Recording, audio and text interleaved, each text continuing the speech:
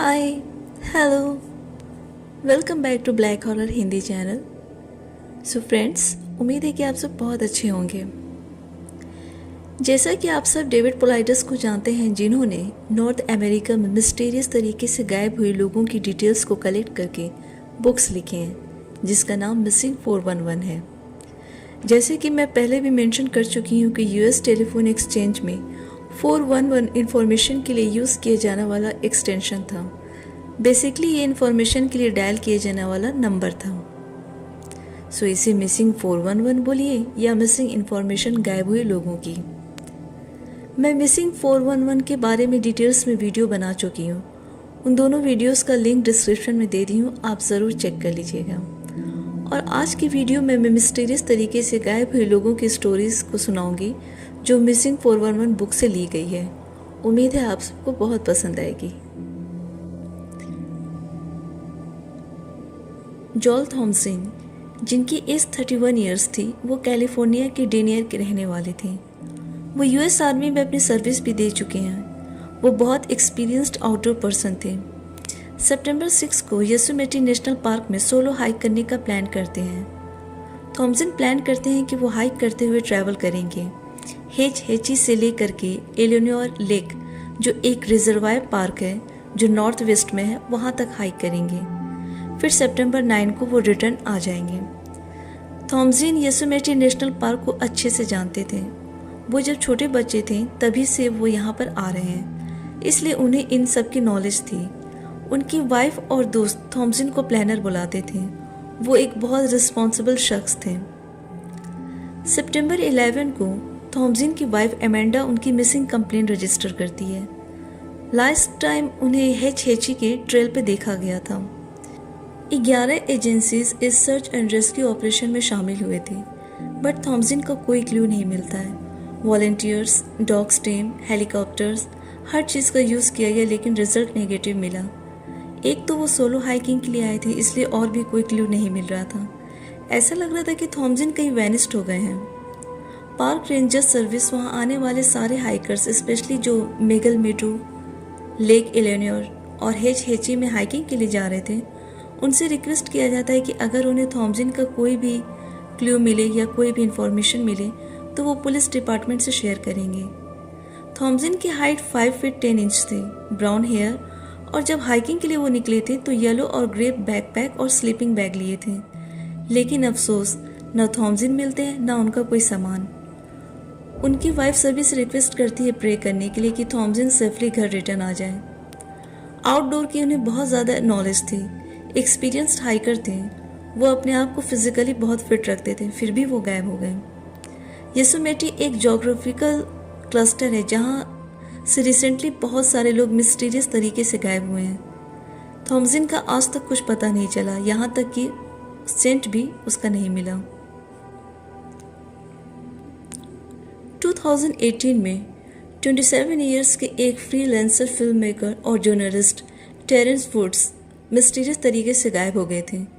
Terrence woods graduation करने के बाद ही वर्ल्ड में हर जगह ट्रैवल करने लगे थे फिल्म शूट करने के लिए।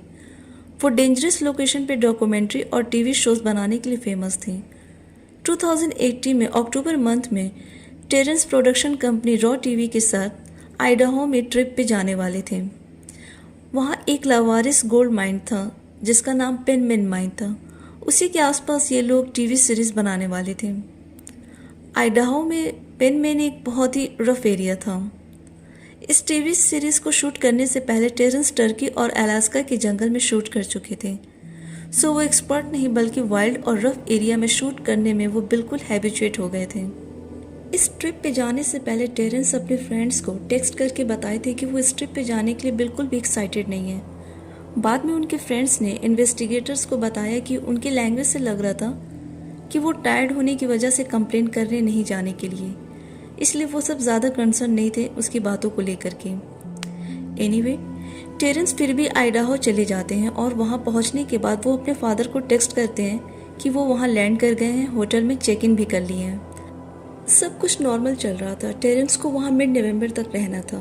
फिर 5 अक्टूबर को टेरेंस अपने फादर को फिर टेक्स्ट करते हैं कि वो 10 अक्टूबर को घर रिटर्न आएंगे। उनके फादर उनको टेक्स्ट का आंसर करते हैं कि तुम क्यों अभी सब काम और ट्रिप छोड़कर घर आ रहे हो, लेकिन टेरेंस की तरफ से कोई रिस्पॉन्स नहीं मिलता है। एक्चुअली टेरेंस गोल्ड माइन पे शूट करने के लिए निकल गए थे और वहाँ लोकेशन पर मोबाइल यूज़ करना अलाउड नहीं था। 5 अक्टूबर को जो क्रू टेरेंस के साथ थे उन लोगों ने बताया कि उस दिन टेरेंस बहुत वियर्ड और स्ट्रेंज बिहेव कर रहे थे। वो किसी से बात नहीं कर रहे थे, बहुत शांत थे। उस दिन शूटिंग ख़त्म होने के बाद जब सब पैकिंग कर रहे थे तो उनमें से एक प्रोड्यूसर जिनका नाम साइमन गी था वो व्हीकल में बैठकर सबका वेट कर रहे थे और सभी को बुला रहे थे। टेरेंस उस प्रोड्यूसर से बोलते हैं कि वो थोड़ा रिलीफ होकर आ रहे हैं और वो एक क्लिफ पे जाकर उसके ऊपर किनारे खड़े हो जाते हैं। और वो प्रोड्यूसर के मन में क्या ख्याल आता है कि उसे लगता है कि एक बार उसे टेरेंस को देखना चाहिए कि वो ठीक है या नहीं। और जब वो मुड़कर टेरेंस को देखते हैं तो टेरेंस वहाँ नहीं रहता है और उसका मोबाइल वहीं क्लिफ के ग्राउंड पे रहता है। प्रोड्यूसर को कुछ सही नहीं लगता और वो इमीडिएट वहाँ क्लिफ के ऊपर जाता है। उसे लगता है कि टेरेंस कहीं क्लिफ से नीचे ना गिर गया हो, बट जब वो क्लिफ के नीचे देखता है तो वो बहुत शॉक्ड हो जाता है। टेरेंस क्लिफ से 15 फीट नीचे था और वो ग्राउंड पे गिरा हुआ नहीं बल्कि खड़ा था। प्रोड्यूसर को बहुत हैरानी होती है कि इतनी हाइट से गिरने या जंप करने के बाद कोई भी कुछ मिनट के लिए ग्राउंड पे गिरा हुआ तो रहेगा ही, लेकिन टेरेंस बिल्कुल खड़ा था। वो न ऊपर देखता है न इधर उधर, बल्कि उस पहाड़ों से और नीचे जाता है और फुल स्पीड से स्ट्रेट सीधा जंगल की तरफ भागता है। प्रोड्यूसर को कुछ समझ नहीं आता और वो सभी को बुलाता है और दिखाता है कि टेरेंस को क्या हो गया है। सब परेशान हो जाते हैं। फिर प्रोड्यूसर, 2 और लोग क्लिफ से नीचे टेरेंस को पकड़ने जाते हैं, उसके पीछे दौड़ते हैं, बट वो टेरेंस को पकड़ नहीं पाते। उन्हें रियलाइज़ होता है कि उसके पीछे भागने से शायद वो और डर जाए और कुछ ना कर ले अपने आप को। इसलिए वो लोग इमीडिएट रिटर्न आते हैं और पुलिस को इन्फॉर्म करते हैं।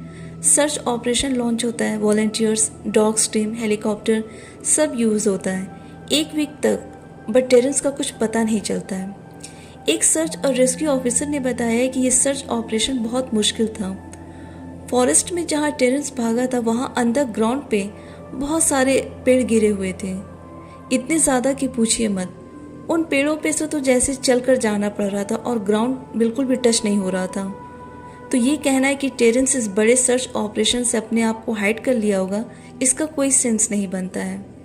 खैर, आज तक टेरेंस का कुछ पता नहीं चला। उसके साथ क्या हुआ था, वो क्यों इतना वियर्ड एक्ट कर रहा था, वो क्यों सडनली क्लिफ से कूद गया और सीधे जंगल की तरफ दौड़ने लगा, इन सब का कोई आंसर नहीं है। उसके फादर आज भी उसका वेट कर रहे हैं कि वो श्योर आएगा। एरिक लुइस, जिनकी एज 57 थी, ये माउंटेन टॉप के पास से ही गायब हो गए थे जब ये माउंटेन रेनियर पे क्लाइंबिंग कर रहे थे। एरिक वॉशिंगटन डुएल के रहने वाले थे। ये बहुत एक्सपीरियंस्ड माउंटेन क्लाइंबर थे। वो काफ़ी बार माउंटेन क्लाइंबिंग कर चुके हैं। डिसअपियर होने से पहले एरिक इस माउंटेन रेनियर पे भी 5 बार क्लाइंब कर चुके थे, इसलिए इस लोकेशन को वो अच्छे से जानते थे।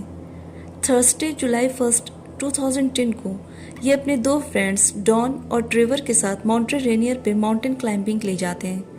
माउंटेन रेनियर चारों तरफ से स्नो से कवर है, जिसकी हाइट 14,411 फीट है। इस माउंटेन की हाइट में भी लास्ट में 411 आ रहा है। खैर, ये तीनों फ्रेंड्स एक रोप से एक दूसरे को टाई करते हैं। एरिक लास्ट में रहते हैं और उस माउंटेन गिब्राल्टर रूट से माउंटेन पे क्लाइंब करना शुरू करते हैं। ये एक स्टैंडर्ड रूट है। ये लोग माउंटेन रेनियर टॉप के आसपास तक क्लाइंब कर चुके थे, अप्रॉक्स 13,900 फीट तक। जब ये तीनों क्लाइंबिंग स्टार्ट किए थे तब वेदर अच्छा था, बट अनलकीली धीरे धीरे वेदर बहुत ख़राब होने लगता है और सडनली बर्फीला तूफान आने लगता है, जिससे इन लोगों को चलने में बहुत प्रॉब्लम होने लगती है। साथ ही विजिबिलिटी 5 फीट तक हो जाती है। ये एक दूसरे को पुल करते हैं एक स्टॉप पर रुकने के लिए, बट जब एरिक को पुल किया जाता है तो वो वहाँ नहीं थे, वो गायब हो चुके थे। दोनों फ्रेंड्स बहुत शॉक्ड हो जाते हैं कि एरिक कहाँ गायब हो गए। अभी कुछ सेकंड पहले तो वो यहीं पर थे। रोप पे लगा हुआ हुक खुला हुआ था। ऐसा लगता है कि जैसे वो खुद अपने आप को उस हुक से उस रोप से हुक को निकाल दिए थे। वो लोग वहाँ आसपास एरिक को बहुत सर्च करते हैं, लेकिन एरिक का कहीं नहीं पता चलता है। वो लोग फिर इमीडिएट वहाँ से नीचे रिटर्न आते हैं और रेंजर्स को एरिक के स्ट्रेंज डिसअपीयरेंस के बारे में बताते हैं। एक छोटा सा ग्रुप सर्च पे निकलता है, बट उन लोगों को एरिक कहीं नहीं मिलते हैं। एरिक सिर्फ दिन के लिए बैग पैक किए थे, रात में कहीं भी स्टे करने का कोई प्लान नहीं था, इसलिए उनके पास टेंट, स्लीपिंग बैग और फूड कुछ नहीं था। जुलाई 2 को सर्च ऑपरेशन फिर से शुरू हुआ माउंटेन रेनियर पे। 13,600 फीट पे एरिक का सिर्फ बैकपैक और बॉटल्स मिला था, और उससे 200 फीट ऊपर वहां स्नो का बना हुआ एक केव मिलता है। ऑफिसर्स अज्यूम करते हैं कि इस केव को एरिक ने बनाया होगा। अगर ऐसा होता तो वो कहाँ है? सबसे हैरानी वाली बात यह थी कि कहीं भी फुटप्रिंट्स नहीं मिल रहे थे। एरियल सर्च भी किया गया लेकिन कोई ट्रेस नहीं मिला। अगर वो माउंटेन से गिरते तो उनकी बॉडी भी मिलती, बट वो भी कहीं नहीं मिला। आज 12 साल हो गए लेकिन आज तक एरिक का कुछ पता नहीं चला। दोस्तों, ये जो लास्ट स्टोरी आपको सुनाने वाली हूँ, ये स्टोरी थोड़ी लंबी है, इसलिए आपसे रिक्वेस्ट है कि आप थोड़ा पेशेंस के साथ सुनिएगा। ये केस काफ़ी ज़्यादा स्ट्रेंज और वियर्ड है। ये घटना मोंटाना स्टेट के क्रेजी माउंटेन में 2014 के सितंबर मंथ में हुआ था। एरॉन जोसेफ हेजेस एक बहुत अच्छे हंटर थे। उन्हें हंटिंग का काफ़ी ज़्यादा एक्सपीरियंस था, क्योंकि एरॉन अक्सर हंटिंग के लिए एक पर्टिकुलर एरिया में आते थे जो क्रेजी माउंटेन में था। सितंबर 3 को एरॉन अपने 2 दोस्त ग्रेग और जो के साथ हंटिंग ट्रिप के लिए आते हैं इस क्रेजी माउंटेन में। ये क्रेजी माउंटेन वहाँ के रॉकी माउंटेन से दूर और बिल्कुल अलग है। ये काफ़ी उबड़ खाबड़ है, मतलब बिल्कुल अनइवन है। इस क्रेजी माउंटेन में काफ़ी बार एरॉन हंटिंग के लिए आया करते थे, इसलिए इस एरिया को वो अच्छे से जानते थे। साथ ही वो इस एरिया में एक जगह अपना कैशे बना लेते हैं। कैशे एक तरह का सीक्रेट जगह होता है जहाँ आप अपना मनी या कुछ पर्सनल चीज़ों को रख सकते हैं। इस कैशे में एरॉन अपना स्लीपिंग बैग्स और बाकी के कुछ ज़रूरत की चीज़ों को रखते हैं, ताकि अगर हंटिंग के लिए आना हो और कुछ गायब हो जाए तो वो यहाँ कैशे से ले लेंगे। सितंबर 3 को ये तीनों ट्रिप के लिए निकल जाते हैं। जोसेफ अपना लोडेड गन और बो लेते हैं और बाकी दोनों दोस्त राइफल्स। वहाँ कैंप फायर लेक के पास ये लोग अपना टेंट लगाना चाहते थे, लेकिन वहाँ ड्राइव करके जाना पॉसिबल नहीं था, इसलिए ये लोग 2 हॉर्स और एक म्यूल को अरेंज करते हैं। एरॉन अपना ज़्यादातर सामान उस म्यूल पे लोड कर देता और ये लोग हाइक करते हुए उस कैंप फायर लेक की तरफ जाने लगते हैं। लेकिन कुछ दूर जाकर सडनली उस म्यूल को न जाने क्या हो जाता है, वो दौड़कर इधर उधर भागने लगता है, जिस वजह से एरॉन का सारा सामान गिर जाता है और ख़राब हो जाता है। किसी तरह से उस म्यूल को पकड़कर वापस लाया जाता है और फिर से ये लोग हाइक करना शुरू करते हैं। एरॉन काफ़ी अपसेट था क्योंकि उसका ज़्यादातर सामान ख़राब हो गया था। कैंप फायर लेक पहुंचने के बाद ये लोग टेंट सेट करते हैं। सब कुछ अच्छा चल रहा था और ये तीनों एंजॉय भी कर रहे थे। फिर 3rd डे को एरॉन अपने दोनों दोस्तों को बोलता है कि वो उस कैशे वाली जगह पर जा रहा है, स्लीपिंग बैग्स और ज़रूरत की कुछ चीज़ों को लेकर आएगा, ताकि आगे अच्छे और से हंटिंग किया जा सके। इस जगह से एरॉन काफ़ी वाकिफ था, उसे किसी मैप की भी ज़रूरत नहीं थी, और कैशे जो था वो यहाँ से ज़्यादा दूर नहीं था, सनलाइट लेक के पास था। इस बात को एरॉन के दोनों दोस्त जानते थे, इसलिए वो लोग इतना कंसर्न नहीं दिखाए और उसे जाने दिए। एरॉन बोलता है कि वो शाम तक आ जाएगा और उसी दिन मॉर्निंग में 10 बजे निकल जाता है। यही वो लास्ट टाइम था जब एरॉन को देखा गया था। एरॉन को जिस ट्रेल पे जाना था वो ट्रेल 2 पार्ट में डिवाइड होता है और वो जगह मार्क भी किया रहता है ताकि किसी भी कैंपर्स या हाइकर्स को प्रॉब्लम ना हो। शाम तक जब एरॉन नहीं आता है तब 5 बजे उसके दोनों फ्रेंड्स उसको वॉकी टॉकी पे कॉल करते हैं। वॉकी टॉकी में ऐसा सिस्टम था कि जब आप जिसको कॉल कर रहे हैं उसका लोकेशन को आपके वॉकी टॉकी के जीपीएस पे शो करता था और आपका लोकेशन उस सामने वाले के वॉकी टॉकी पे। जब वो लोग एरॉन को कॉल करते हैं तो देखते हैं कि उसका लोकेशन सनलाइट वाली जगह से काफ़ी दूर उसके बिल्कुल अपोजिट डायरेक्शन में दिखा रहा था। वो लोग एरॉन से पूछते हैं, तब एरॉन बताता है कि जिस ट्रेल पे उसे टर्न लेना था यानी कि मुड़ना था, वो उस टर्न को छोड़कर दूसरे टर्न में चला जाता है, यानी कि वो गलत रास्ता ले लेता है जो उसे सनलाइट लेक के पास ना ले जा करके उससे अपोजिट डायरेक्शन में दूर ले जा रहा था। और एरॉन क्या क्या आगे बोल रहा था वो वॉइस क्लियर नहीं थी। इन लोगों को कुछ समझ में नहीं आता है, जैसा कि आप जानते हैं कि वो लोग क्रेजी माउंटेन में थे जहाँ जीपीएस वॉकी टॉकी कभी कभी काम नहीं करता है। यहाँ एक बात मेंशन करना चाहती हूँ कि एरॉन इस एरिया और इसके रास्तों को बहुत अच्छे से जानता था, फिर भी वो कैसे गलत रास्ता ले लिया समझ नहीं आया। दूसरी बात ये कि अगर आप गलत रास्ता ले लिए हो तो फिर भी आप उसी रास्ते पे क्यों चले जा रहे हो, और वेदर भी बहुत क्लियर था, इसलिए गलत रास्ता लेने का तो सवाल ही नहीं है। इस बात को उसके फ्रेंड्स भी नहीं समझते और ना कंसर्न अपना दिखाते हैं। ये लोग एरॉन को 2-3 दिनों तक वेट करते हैं और उससे कांटेक्ट करने की कोशिश करते हैं, लेकिन कोई रिस्पॉन्स नहीं मिलता है। वेदर भी अब थोड़ा शिफ्ट होने लगता है, एरॉन का अभी भी कुछ पता नहीं चलता है।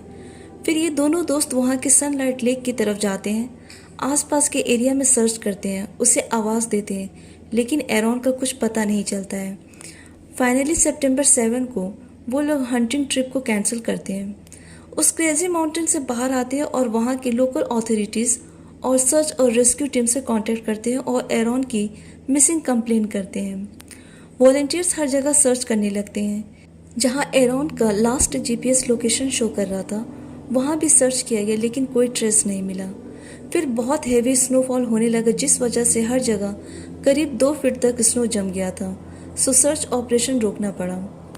2 दिन बाद सर्च ऑपरेशन शुरू किया गया। वो लोग उसी एरिया में फिर से दोबारा आए जहां लास्ट जीपीएस लोकेशन शो किया था एरॉन का, जहां search and rescue team search कर चुकी थी, लेकिन इस बार उन्हें उस लोकेशन पे एक छोटा सा फायर पिट दिखता है जहां पे एरॉन का वाटर ब्लैडर, सिगरेट्स का जला हुआ पैकेट्स मिलता है जो एरॉन यूज़ करता था, और वहाँ एरॉन का बूट्स भी मिलता है जो बहुत नीटली अच्छे से अरेंज करके रखा गया था।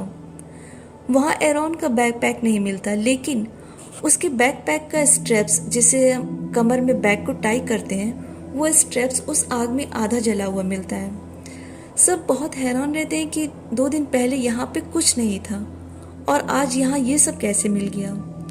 सबसे वियर्ड बात ये थी कि स्निफर डॉग्स को भी एरॉन का कोई सेंट नहीं मिल रहा था। वहाँ स्नो पे कोई फुटप्रिंट्स नहीं मिल रहे थे। ऐसा लगता है कि एरॉन यहाँ था, लेकिन उसे उसी पोजीशन में बिना किसी चीज़ को टच किए उसे कोई उठा ले गया है। 2 हेलीकॉप्टर भी यूज़ किए गए, लेकिन कुछ फ़ायदा नहीं हुआ, और सितंबर 22 तक ये ऑपरेशन चला था, लेकिन एरॉन का कोई ट्रेस नहीं मिलता है। ना उसका बैकपैक मिलता है, ना उसका बो, ना ही ऑफिसर्स को कोई क्लू मिलता है कि एग्जैक्टली एरॉन के साथ क्या हुआ था। इसके बाद सर्च ऑपरेशन बंद कर दिया जाता है। लेकिन दोस्तों, ये केस यही नहीं ख़त्म होता है। इस घटना के 9 महीने बाद 2015 में रॉजर बी स्लैनोविच नाम का एक हाइकर यहाँ क्रेजी माउंटेन के नीचे बेस में एक बहुत बड़ा रैंच है जिसके ओनर का नाम रियान था। उसके घर में ये हाइकर आया हुआ था क्योंकि वो हाइकर रियान का रिलेटिव था। ये रैंच क्रेजी माउंटेन से बहुत क्लियर दिखता है। इस रैंच के बगल से एक रोड भी पास होता है। रियान और वो हाइकर रॉजर दोनों जून मंथ में अपने रैंच की फेंसिंग के मेंटेनेंस के लिए आते हैं। तभी रॉजर को पेड़ के नीचे ऑरेंज कलर का कुछ दिखता है। वो पास में जाता है तो वो बैकपैक रहता है। उसे लगता है कि कोई हंटर वहाँ रख दिया होगा। वो उस बैकपैक को खोलकर देखता है तो उसमें एरॉन का आईडी कार्ड, उसकी 44 कैलिबर की लोडेड गन, न्यूट्रिशन बार्स और कुछ कपड़े मिलते हैं, और उसका बो वहाँ बैग के बगल में था। उसकी सारी चीज़ें वहाँ ग्राउंड पे फेंकी हुई नहीं थी, बल्कि पेड़ के नीचे अच्छे से रखी गई थी। वहाँ बैग के पास एक बड़ा सा पत्थर था जिस पे एनर्जी ड्रिंक का बॉटल रखा हुआ मिलता है, जिसमें से half bottle energy drink P हुई थी और उस बॉटल का कैप वहीं रखा था। उस सीन को देखकर ऐसा लग रहा था कि जैसे एरॉन अभी वहाँ बैठकर एनर्जी ड्रिंक पी रहा था। उस हाइकर ने कहा उस बैग को देखकर उसे डाउट हुआ था कि शायद बॉडी भी कहीं आसपास होगी। वो सर्च भी किए सब, लेकिन बॉडी कहीं भी नहीं मिला। वो हाइकर और रियान लोकल अथॉरिटीज़ को रिपोर्ट करते हैं और वो लोग इमीडिएट अपनी टीम और डॉग्स को लेकर आते हैं, बट अगेन एरॉन का कुछ पता नहीं चलता है, ना ही उसका कोई सेंट मिलता है। फिर अगस्त 5 को 2016 को जिस रैंच के पास में एरॉन का बैकपैक और बो मिला था, उससे हाफ माइल की दूरी पे कुछ रैंचर्स अपनी प्रॉपर्टी में हॉर्स राइडिंग के लिए आते हैं। सडनली उनमें से एक राइडर को एक पेड़ के नीचे स्कल दिखता है। वो सब पास में आते हैं तो वो ह्यूमन स्कल था। उस स्कल के साथ बाकी बॉडी पार्ट्स के बोन्स भी मिलते हैं। एरॉन का फ़ोन भी मिलता है, जैकेट और कोट्स भी, लेकिन उसका पैंट और फिट का बोन्स नहीं मिलता है। लास्ट टाइम जहां एरॉन को देखा गया था उससे 15 माइल्स और जहां उसके बूट्स मिले थे वहां से 6 माइल की दूरी पे एरॉन का स्कल और बाकी बोन्स मिले थे। आप पिक में देख लीजिए, लोकेशन पिन किया हुआ है। ऑफिसर्स कुछ भी क्लियर नहीं बता पा रहे थे। वो कहने लगे कि एरॉन रास्ता भटक गया होगा और यहाँ आ गया होगा। 1 मिनट के लिए इस बात को अगर मान भी लें कि चलो एरॉन प्रॉब्लम में होगा या रास्ता भटकते हुए यहाँ चला आया, तो उसे सामने ये रेंज, ये प्रॉपर्टी नहीं दिख रही थी, उसमें रहने वाले लोग नहीं दिख रहे थे, और तो और सामने से रोड भी पास हो रहा था, तो क्या वो इन सब की हेल्प नहीं लेता? बाद में ऑफिसर्स ने एरॉन का जो डेथ सर्टिफिकेट बनाया जिसमें उसकी cause of death hypothermia show कर रहा था। जब एरॉन के बूट्स मिले थे तो उन ऑफिसर्स ने कहा था कि मे बी एरॉन हाइपोथर्मिया से सफ़र करने लगा होगा, इसलिए वो बूट्स निकाल दिया था। हाइपोथर्मिया ऐसा होता है कि कई बार आपको बुरी तरह ठंड लगने लगती है। इसके अलावा और भी मेडिकल इश्यूज होते हैं। कई केसेस में लोग कपड़े भी निकाल कर फेंकने लगते हैं। अगर इस थ्योरी को मान भी लें कि एरॉन उस दिन हाइपोथर्मिया से सफ़र कर रहा था और बूट्स निकाल दिया होगा, तो वो उस क्रिटिकल सिचुएशन में कैसे अपने बैकपैक, बो और बाकी सामान को कैरी करके कैसे वो 6 माइल तक ले जा सकता है, वो भी तब जब ग्राउंड पे 2 फीट तक स्नो गिरा हुआ था। इस केस में कुछ भी क्लियर समझ में आता नहीं है। कुछ माइल्स की दूरी पर उसके बूट्स मिलते हैं, कुछ माइल्स की दूरी पर उसके बैकपैक मिलते हैं, कुछ माइल्स की दूरी पर उसके बोन्स और स्कल्स मिलते हैं, वो भी कुछ महीने बाद। ऑफिसर्स कुछ भी इसमें क्लियर नहीं बताते हैं। आपकी थ्योरी क्या है इस केस में, हमें कमेंट पे ज़रूर बताएं। मैं भी जानना चाहती हूँ कि आप लोग क्या सोचते हैं। दोस्तों, तो ये थी मिसिंग 411 बुक से गायब हुए लोगों की रियल स्टोरीज। आज की वीडियो आपको कैसी लगी हमें कमेंट पे ज़रूर बताएं। आपके अच्छे कमेंट्स पढ़कर अच्छा लगता है, और प्लीज़ लाइक भी कर दिया करें। स्टोरीज पसंद आए तो प्लीज़ फैमिली फ्रेंड्स के साथ ज़रूर शेयर करें। साथ ही दोस्तों, अगर आप चाहते हैं कि आपकी स्टोरीज़ को मैं अपनी आवाज़ दूं, तो डिस्क्रिप्शन में दिए गए लिंक पे अपनी स्टोरीज सेंड करें, हम उस पर वीडियो ज़रूर बनाएंगे। चैनल पे जो नए दोस्त हैं उनसे रिक्वेस्ट है कि चैनल को ज़रूर सब्सक्राइब करें। सबसे इम्पॉर्टेंट बात है कि आप और किस टॉपिक पे वीडियो चाहते हैं हमें कमेंट में ज़रूर बताएं। Thanks for watching video. आज के लिए इतना ही, मिलती हूँ अगली वीडियो में। Till then bye and take care.